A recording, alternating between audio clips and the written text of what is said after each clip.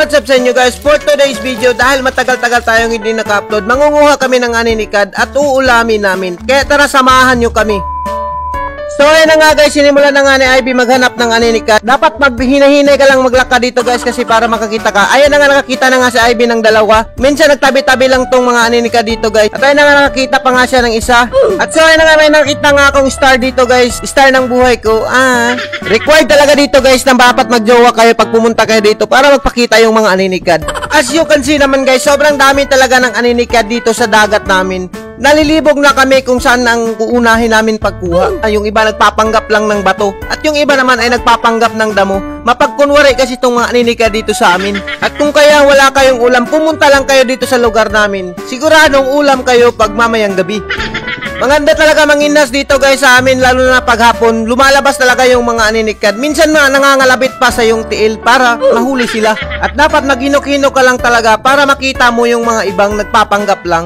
At sa mga nagtatanong nga pala kung saan tong lugar namin, dito lang to sa Barangay Mabahin, Cortes, Surigao del Sur. Sobrang yaman talaga ng mga lamang dagat dito sa amin, lalo na yung mga seashells. Kaya kung gusto nyo pumunta dito, puntahan nyo lang si Ivy. Siya yung magtutour guide sa inyo. Kaya nga, nag-continue na nga kaming panguha. Sobrang dami talaga. Lalo na yung mga puting aninikad guys. Yan yung masarap talaga gataan. Kaya nga, pag uli namin, gagataan namin to pag uli namin. Sobrang saya talaga manginas dito sa dagat guys. May ulam ka na, nalilingaw ka pang manubay ng mga kinasun. Ayan na nga si Ivy, sobrang dami talaga ng huli namin. Minsan yung iba, nagtapad-tapad lang talaga yan guys. Hindi yan nagkakalayo. Ayan na nga, parang namumulot ka lang ng bato sa dagat. Pero makakain yan, sobrang sarap talaga. Sa mga nakakain yan, shout out sa inyo. For sure, natatakam na kayo tumingin dito sa dagat namin. At sakto na siguro tong kuha namin kasi baka maubos namin yung seashell sa dagat. So yun na, matik transition tayo. Andito na nga kami sa bahay namin. Hinugasan ko lang. Yung iba kasi hinugasan ng dagat. Pero ako, hinugasan ko lang ng tubig. Kasi wala kaming dalang dagat. Ayan na nga, sobrang lubog talaga. Kaya kailangan mong linisan kasi may mga lapok-lapok talaga yung aninikad. At ilagay mo sa Tupperware. At sobrang dami talaga ng kuha namin.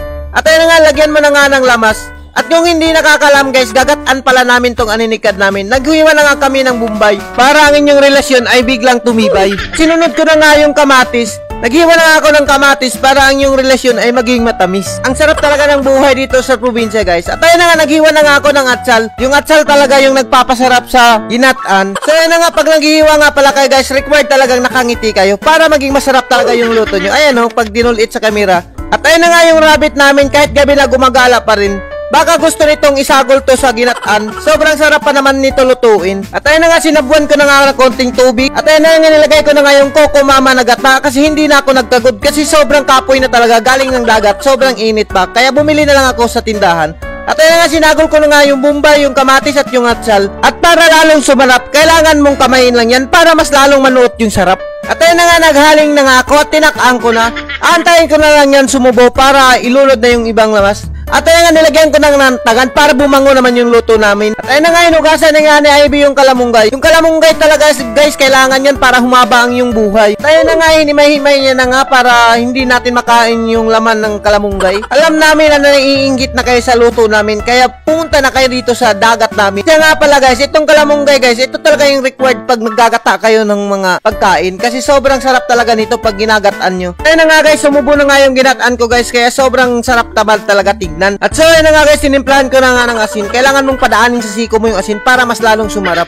At lalong sobrang sarap talaga ng nagluluto guys. Lagyan mo lang ng maraming asin at lagyan mo rin ng magic sarap para sumarap talaga yung mga luto mong ginataan guys. Kailangan mong kitkitin yan at ihurot yung isang buong magic sarap para sobrang nanunuot talaga yung lasa. At ayun na nga, kung nakikita nyo, sobrang sarap talaga at sobrang nanunuot na talaga yung gata dito guys sa aninikad. At ayun na nga, tinikman na nga ni Ivy. Unang tikim pa lang niya guys, sobrang sarap daw talaga. At ayun na nga, medyo pangusong-uso pa. Kung nakita nyo, namumula yung mukha niya guys kasi sobrang init doon sa dagat. At ayun na nga, nilunod ko na nga yung kamunggay guys para lalong sumarap talaga. At pakuluan mo lang yan ng mga 1 minute at haaunin mo na yan guys. Ayun na nga, kinuraw-kuraw ko na nga yung aninikad at yung kamunggay.